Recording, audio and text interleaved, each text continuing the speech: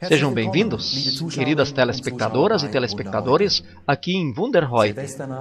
Noite de Réveillon, na virada ao ano 2000, se desenrola algo que normalmente só se vê em cenas de crimes em cinema. Foi uma experiência sentida na própria pele por minha convidada de hoje, Ursula Link. Eu quero cumprimentá-la de todo o coração, Ursula, por vir aqui nessa entrevista. Muito obrigada. Nos irás trazer um depoimento de algo que tivesse que experimentar? Eu até já mencionei, a gente não consegue fazer ideia. Algo incomparável, terrível, que mudou a tua vida completamente. Sim, minha filha mais velha, a Steph, estava com 16 anos. Era cheia de vida. Ela gostava de festas e nessa noite ela pretendia simplesmente gastar o tempo numa noite de Réveillon em Freiburgo, de onde ela nunca mais retornou para casa. Mais tarde, fiquei sabendo que ao tentar retornar para casa, embarcou no ônibus errado. Esse ônibus não lhe trouxe de volta à sua cidade, nem ela nem as suas colegas, mas as deixou numa vila distante a uns 6 quilômetros da nossa cidade. Lá havia uma parada de ônibus. As moças desembarcaram e planejaram o que iriam fazer nessa situação. Nisso surge um homem com um carro que se prontificou a dar uma carona. Após perguntar para que direção moravam, falou: duas de vocês eu posso levar. Vocês moram no meu caminho, no caminho da minha casa. Mas a outra, no caso a Steph, não posso levar, pois ficaria contramão para mim. A Steph falou: não tem problema, vocês duas aproveitem a carona, eu vou dar um jeito de chegar em casa, pois a minha avó não mora longe daqui. E qualquer coisa também tem o celular, eu posso chamar a mãe se necessário. As duas moças partiram com aquele homem. Se a Steph esteve na casa da avó naquela noite e a chamou, e essa não o escutou, nós não sabemos. Ela também não me ligou, pois sabia que, por causa da minha carga horária, eu sempre andava muito cansada. E ela se aventurou vir a pé para casa. Quando faltava em torno de 1 quilômetro para chegar, aquele mesmo motorista voltou após deixar as duas moças em casa. E falou: eu decidi levá-la para casa também. E a Steph provavelmente confiou nele, por saber que já tinha levado as duas colegas para casa. Assim ela embarcou com aquele homem, que dirigiu até uma certa altura, quando no primeiro cruzamento dobrou em outra direção, tomando um caminho onde ele depois a assassinou, com todo o requinte de crueldade naquela noite. A princípio não estranhei muito no outro dia, pois o fato de perder o ônibus ou de pernoitar na casa de uma amiga não era a primeira vez. Experimentei ligar, mas não era comum que ela talvez não atendesse. Nadine e eu ligamos então para as suas amigas que estavam com ela no dia anterior. Elas estavam em casa, mas ninguém podia dar a informação sobre o que teria acontecido. Nadine e eu saímos então de carro à procura em toda a região. Fomos na casa da avó, das amigas, onde ela havia pernoitado. Ninguém podia nos dar a informação. Então, à noite, informei novamente as autoridades sobre o desaparecimento dela. E passou-se mais um dia. Isso era dia 2 de janeiro, quando alguém, ao fazer uma caminhada num caminho no interior de um bosque, achou o seu corpo ali estendido. Isso é cruel. O que se passou no teu interior ao receber essa notícia? Ao recebermos a notícia através dos policiais, o mundo havia como que desabado sobre Nadine e eu. Isso foi um choque, uma dor tão grande num primeiro momento. Nós nem podíamos imaginar que agora o seu corpo seria trazido para casa. Como seria daqui para frente sem ela? Pois nós estávamos sempre muito ligadas umas às outras, pois éramos muito amigas. Tínhamos harmonia dentro de casa, passávamos nosso tempo livre juntas. Também as meninas tinham um ótimo relacionamento. Sua morte e a forma cruel com que ela foi assassinada foi uma experiência terrível para mim e para Nadine. Depois nós procuramos saber o que havia acontecido naquela noite. Não foram nos informados detalhes. Nesse meio tempo, ficamos profundamente enfermas. Tínhamos uma terrível e profunda dor dentro de nós. Nós nem sabíamos mais como continuar a viver. Nossas noites tornaram-se um tormento. Quando deitávamos e fechávamos os olhos, vinham os sonhos, os pesadelos terríveis. Nós até preferíamos nem dormir em consequência das cenas de terror que víamos. E além desses sonhos e pesadelos vieram as enfermidades físicas, ao ponto de que não só a nossa alma gemia de dor, mas agora também o corpo. Sempre vinham muitos amigos para nos consolar e confortar, mas ao final eu tinha que confortá-los mais a eles do que a mim. Depois que eles iam embora, Nadine e eu sabíamos que eles agora voltariam para suas atividades habituais. Mas a nossa rotina foi quebrada, destruída, e novamente nós dávamos conta de que temos que tocar a nossa vida sem Steph. E com isso as coisas ficavam sempre mais difíceis. Úrsula, eu posso fazer uma ideia. Como aceitar que isso não era apenas um pesadelo? Que isso não pode ter acontecido? Eu jamais poderia imaginar que uma coisa dessa poderia acontecer em minha vida. Eu sempre pensava que isso só acontecesse no cinema ou num romance criminal. Eu me dei conta que o que significava ver o sofrimento de pessoas que, por saírem de uma festa na miséria da noite, a fim de arejar a cabeça por causa do trabalho do dia, sofreram uma brusca alteração do seu dia a dia. Ali, primeiramente, me dei conta o que significava se envolver com as dores de outra pessoa e como também conseguir suportá-las. Nós até não suportávamos mais ver as outras pessoas viverem uma rotina normal, alegres e felizes tocando a vida. Pois nós nos víamos que ali havia uma outra força, que julgávamos que só nos afeta negativamente por não possuir essa força. Com isso, Nadine e eu só queríamos morrer. E isso era assim, como já mencionaste? Chegaste a ter ideias suicidas? Pois com Nadia aconteceu que, por causa da profunda depressão, tentou tirar a vida, pois disse, não quero mais viver. Enfim, a gente pode dizer que isso tirou completamente o chão debaixo dos vossos pés. De todas as formas. Também nem nos consolou o fato daquele homem ter sido achado pelos policiais e preso, e depois castigado. Depois veio o julgamento contra ele. Nadine e eu fomos nesse julgamento, porque queríamos saber detalhes sobre essa noite. E hoje eu quero reconhecer que foi um erro ter levado Nadine junto, pois ela havia acabado de completar 15 anos, e nós assistimos todo o relato das barbáries que Steph sofreu naquela noite. E isso não nos simplificou o sofrimento. Eu passei a pensar, como é que eu posso fazer para tirar a minha vida sem sentir dor? Mas eu também não levei essa ideia adiante, pois sabia que Nadine sofria como eu, e eu não podia abandoná-la. Mas depois de 2 anos da morte de Steph, ela mesma experimentou tirar sua vida, por causa da profunda depressão que se encontrava, tomando todo o medicamento que tínhamos em casa de uma só vez. Eu tive que tomar medicamentos faixa preta, remédios fortes contra dores e outros muito fortes para poder dormir, pelo menos por alguns minutos de vez em quando, para poder esquecer de tudo. Ela tomou tudo que tínhamos de uma só vez, pois me falou depois que queria que o efeito fosse imediato.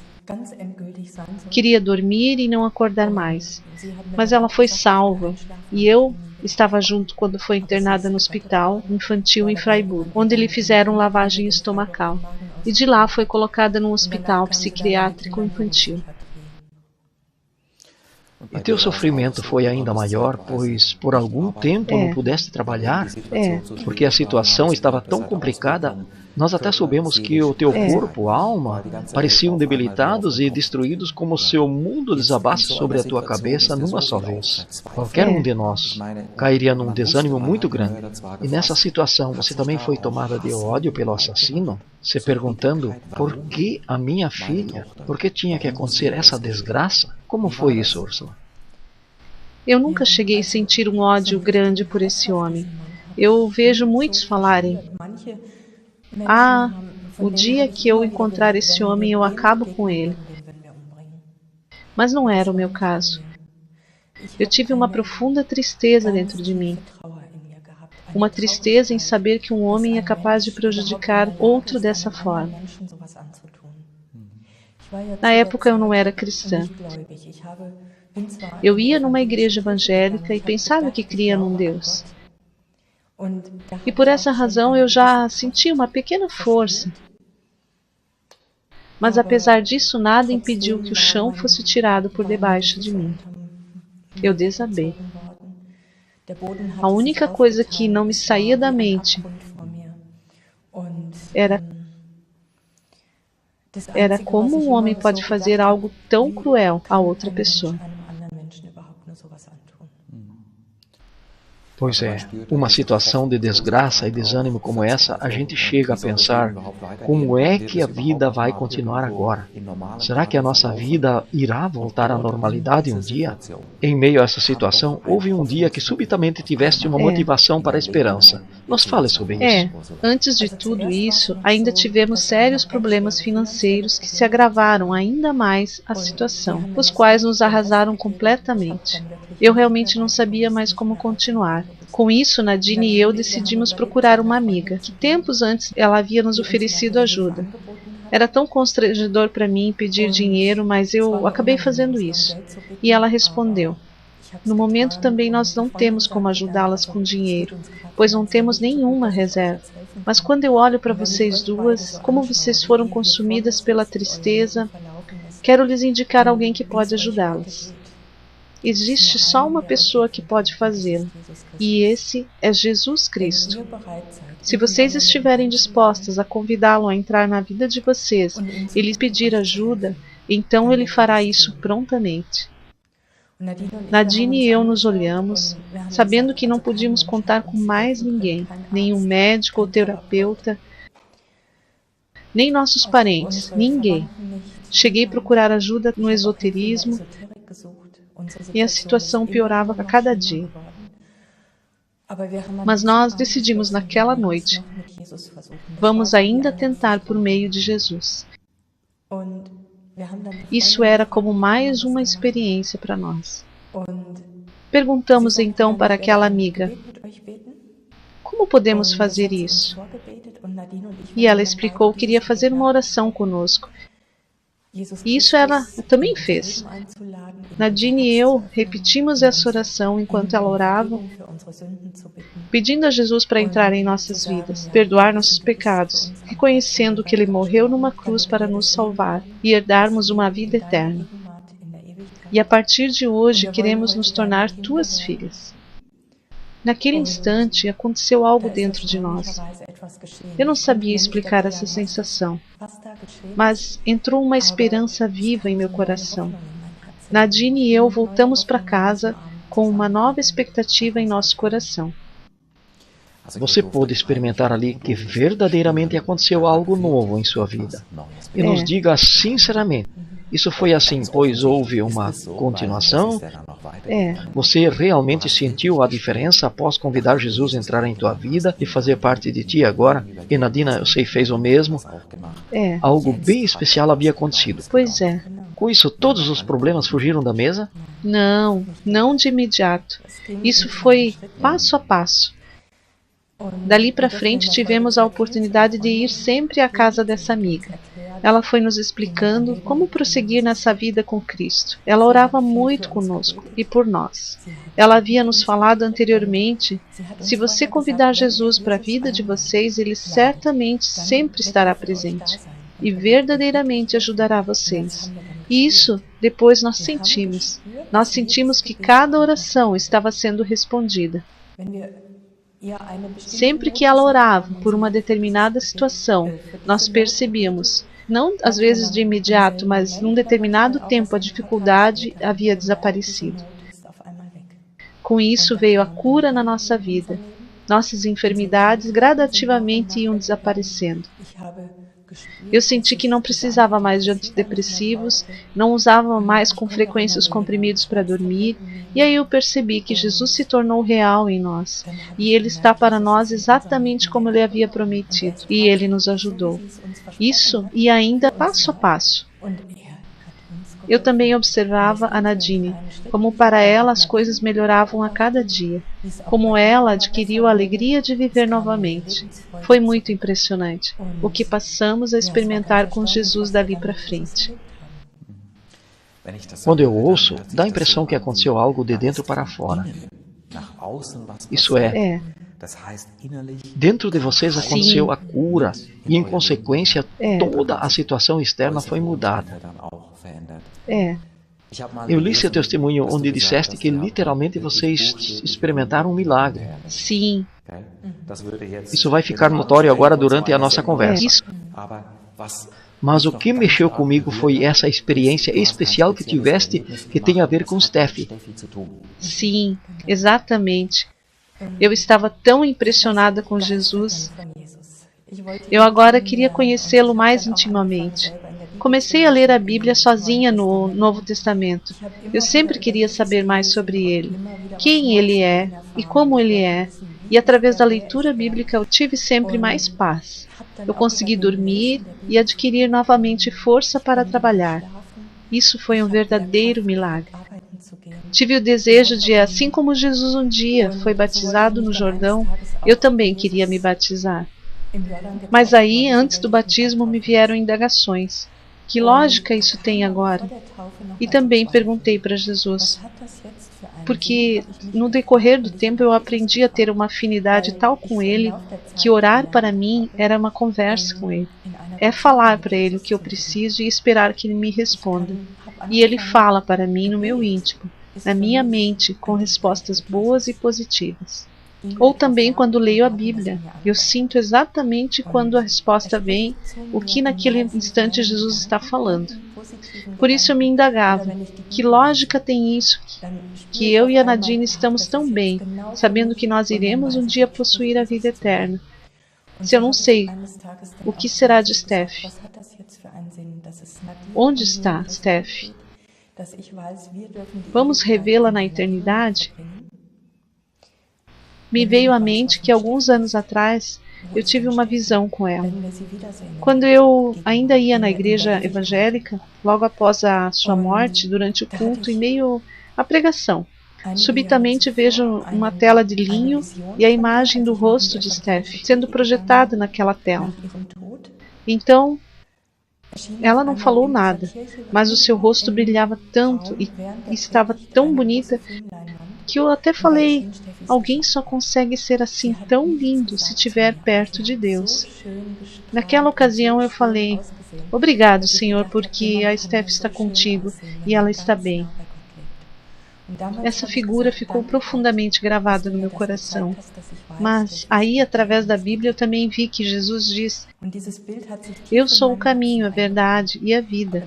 Ninguém vem ao Pai senão por mim. Ele ainda diz, vocês precisam nascer de novo para ter a vida eterna. Aí eu perguntei para Jesus, Steph realmente tem essa vida eterna? Logo após me veio um questionamento muito forte, que fiquei com um peso grande em mim. E então eu falei para Jesus, eu gostaria muito de saber o que será de Steph. Nesse momento foi assim, eu sinto que ele me pega pela mão, me levanta do sofá, me leva para dentro da sala. E eu coloco a mão então na estante e pego uma pequena Bíblia. E essa Bíblia eu achei numa arrumação no quarto de Steph. Eu não lembrava mais dessa Bíblia na estante. Mas nesse dia minha mão foi conduzida exatamente sobre essa Bíblia. E eu seguro e eu a abro aleatoriamente. E para minha surpresa eu abri exatamente numa página onde Steph, aos 11 anos de idade, anotou que nesse dia ela estaria aceitando Jesus como seu Senhor e Salvador, para ter os seus pecados perdoados e se tornar uma filha de Deus. Eu não acreditava no que via. Nesse instante sinto Jesus dizer, repare bem, aqui está destacado, preto no branco. E continuou, eu já disse tudo. A Steph está comigo e ela está muito bem. E você pode te aquietar agora. Naquele instante eu fui tomado de uma alegria muito grande.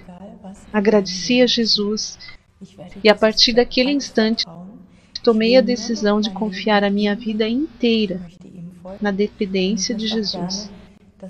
Quero segui-lo e viver para ele. E vou tentar ajudar outras pessoas a encontrar isso que eu encontrei. Quero dizer que maravilhoso ele é. Isso é tão extraordinário que só ouvir se torna indescritível. Isso foi como apalpável, como Sim. um abraço da parte de Deus para ti. É essa grande manifestação de amor. Isso é bem forte. Sim. A gente sente isso em ti. E tenho certeza que as nossas telespectadoras e telespectadores estão sentindo que isso não é uma alegria humana que se possa produzir. Isso é espiritual. Isso verdadeiramente vem de Deus. A vida de vocês também tomou um outro rumo. E eu penso que isso foi mais uma chave para te preencher ainda mais com alegria. É verdade. Eu penso que também com Nádia aconteceu a mesma coisa. Isso. Sim. E agora uma outra coisa inacreditável ainda aconteceu. Isso. Se a gente ouve assim, uma criança, uma filha assassinada, e como já ouvimos, o terror que se seguiu a isso, e agora chegaste ainda a um encontro onde tu te avistaste com o assassino de Steph? Isso. Como você chegou a isso? Esse foi um processo que durou vários anos. E Jesus me acompanhou nesse processo. E Ele também me preparou para isso. Eu descobri na Bíblia que o princípio mais importante é o perdão. E sempre me perguntavam, principalmente quando oravam comigo, você consegue liberar perdão? Mesmo aqueles que deram tão grande transtorno na tua vida? Pelo fato de receber tão grande amor de Jesus e me dar conta que Ele me perdoou também os meus pecados, eu falei, quem sou eu para não perdoar os outros? Até porque eu entendi que se nós não perdoarmos, nós damos legalidade para sermos amarrados numa trama espiritual. Uma picuinha no meu coração pode desenvolver doenças. Quando vivemos magoados, isso gera consequências negativas em nós. Eu sempre estava preparado para perdoar todos aqueles que deram transtornos para a minha vida. Mas quando me perguntavam se eu poderia perdoar o assassino da minha filha, eu respondi que não. Isso me era muito difícil. Mas por causa desse forte amor de Jesus, que sempre pude experimentar novamente, e até porque eu não queria que nenhum empecilho ficasse entre mim e Jesus, e por causa da palavra que diz, se não perdoardes aos homens e as suas ofensas, o nosso Pai do céu também não vos perdoará. Mas se perdoardes os homens e as suas ofensas, também o vosso Pai Celeste vos perdoará. E eu estava num ponto, em um dia de 2005, que eu falei para Jesus, agora eu estou pronta, Senhor. Eu perdoo hoje o assassino de Steph, de todo o meu coração. Tu mencionaste, isso foi um processo. Isso. Não era possível acontecer de hoje para É amanhã. verdade. Eu penso que também teu tratamento com o Senhor cresceu durante esse tempo. Isso. Tu sabias que podias confiar no Senhor por causa daquilo que tu experimentaste no teu dia a dia? Por isso te foi possível fazê-lo Isso. de todo o coração. E eu penso que isso era a condição para que realmente pudesses chegar ao encontro com Ele. É. Sim. E até porque eu notei que a partir daí um grande peso saiu de mim. Meu relacionamento com Jesus ficou ainda mais lindo e profundo, pois eu tinha a impressão que isso só daria consequências para minha vida. Passaram-se 2 anos e aí participei em uma nova comunidade. E ali percebi que havia pessoas que visitavam a prisão em Fraiburgo durante a semana. Para mim estava claro, Jesus havia me prevenido várias vezes. Também o pastor dessa comunidade pertence a um grupo de voluntariados muito sérios. Eles servem por meio de um trabalho interdenominacional e vão às prisões para anunciar o Evangelho aos detidos ali, dizendo, existe uma esperança para vocês, existe um libertador que pode libertar, confiem as vossas vidas em suas mãos. Ele quer vos presentear com uma nova vida, porque existe uma nova perspectiva para vocês. Assim cheguei então a me reunir com esse novo grupo. Mas pouco antes de eu ir pela primeira vez àquele presídio, Jesus me presenteou com mais uma oportunidade, onde Ele me fez saber que o assassino de Steph estava na prisão de Freiburg. Isso, até aí, para nós, a família, havia sido mantido em sigilo. Mas ele já havia me mostrado bem claro que eu iria encontrar com esse homem ali. Num primeiro momento, me deu um nó na garganta, mas aí Jesus me fez lembrar que há muito tempo, por meio do seu grande amor, ele vinha me preparando para esse encontro. Nesse momento eu agradeci que ele me fez saber isso e por me preparar para essa ocasião. Mas ao entrar naquela prisão com todo o grupo, eu não encontrei aquele homem. Eu até pedi informações sobre ele. Me foi dito que ele não viria àquele encontro com o grupo por estar muito doente, que ele estaria com câncer e o câncer já havia tomado todo o corpo, e que ele não iria mais viver muitos dias. Ele então não veio àquele grupo que ouvia a palavra. E eu pedi para os demais detentos convidá-lo. E aí, em 2008, senti que não havia mais muito tempo. Resolvi escrever-lhe uma carta, só que essa carta nunca chegou até ele. Aí eu só falei assim para Jesus: eu quero falar ainda com esse homem antes dele morrer. E eu estou curiosa, como tu vais fazer isso? E então aconteceram muitos milagres. Eu penso que nós até vamos nos emocionar agora quando eu falar como tudo aconteceu. Mas eu só posso dizer, Jesus me preparou para esse encontro com espontaneidade. Isso ninguém poderia ter organizado. E eu recebi uma profunda compaixão no meu coração e que Jesus queria que eu visitasse esse homem. Ele me deu a liberdade e eu não precisava ter ido. Mas eu queria ir para dizer aquilo que eu desejava dizê-lo. Eu me alegro por isso hoje, assim como deu que em fevereiro de 2009 visitamos esse homem num hospital, juntamente com a sua esposa, uma assistente social e um assistente carcerário da Igreja Católica. O homem estava num leito. Ele me estendeu sua mão.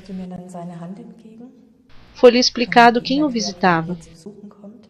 E eu pego sua mão para cumprimentá-lo e ele me disse: eu construí coisas terríveis na minha vida e isso me dói. Eu falei para ele: exatamente esse é o motivo pelo qual eu estou aqui. Eu quero lhe dizer que vim aqui para lhe perdoar. E existe quem quer lhe perdoar também. E esse é o Senhor Jesus Cristo. Perguntei se ele estava preparado para confiar a sua vida a ele. O homem perguntou: como posso fazer isso? E eu respondi: eu gostaria de orar contigo. Aí eu fiz uma oração que Steph, Nadine e eu, e muitas outras pessoas já fizeram, e que já surtiu uma mudança elementar na nossa vida muitas vezes. Nós nos segurávamos o tempo todo pelas mãos, e ele acariciava a minha mão, e perguntei: o Senhor pode dizer sim para Jesus agora? O Senhor consegue dizer sim? E ele respondeu com um coração cheio de alegria: sim, sim, sim. E eu fui tomada de alegria. E enquanto eu orava, achei uma compaixão profunda e inexplicável dentro de mim por aquele homem. Eu adquiri uma real e enorme alegria pelo fato desse homem dizer sim e por ele se tornar um filho de Deus. E aí eu ainda orei por ele, apresentando-o ao Senhor e dizendo: Jesus, esse homem também tornou-se teu filho a partir de hoje. Toma-o em tuas mãos, ocupa-te com ele daqui para frente, trata dele, tu também podes curá-lo se quiseres. E enquanto eu orava, assim, todo aquele ambiente foi tomado pela glória de Deus, com uma beleza e intensidade como eu nunca havia experimentado antes. Eu tenho a impressão de que todo aquele lugar estava repleto de anjos, tomado por uma intensa paz, e eu senti que Jesus veio àquela cama e segurava as nossas mãos. Naquele instante eu pensava: essa maravilha acontecerá um dia quando estivermos na presença, na eternidade. Ah, se eu pudesse, eu nunca mais sairia dali. Mas de repente eu lembro que tinha pessoas naquele lugar e eu não sei dizer quanto tempo isso durou. Aí eu dei conta que havia pessoas atrás de mim, estava tudo tão silencioso. Aí percebi que todos os três estavam impactados pelo clima de santidade. Todos eles sentiram esse clima da presença de Deus ali. A assistente social falou: eu estou tão feliz por poder estar aqui hoje, eu nunca imaginava que poderia existir algo tão lindo assim. Também ela e a esposa disseram sim para Jesus durante a oração. Elas também queriam se tornar filhas de Deus. O assistente carcerário segurava minha mão e balançava dizendo: isso foi muito lindo, isso foi bom demais. Em seguida, todos nós circundamos aquela cama, nos demos as mãos e oramos o Pai Nosso juntos.